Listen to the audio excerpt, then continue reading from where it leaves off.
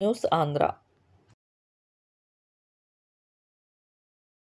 గొల్లపల్లి రఘునాథస్వామి కళ్యాణంలో ఈవో 150,000 దోపిడీకి ప్రయత్నం.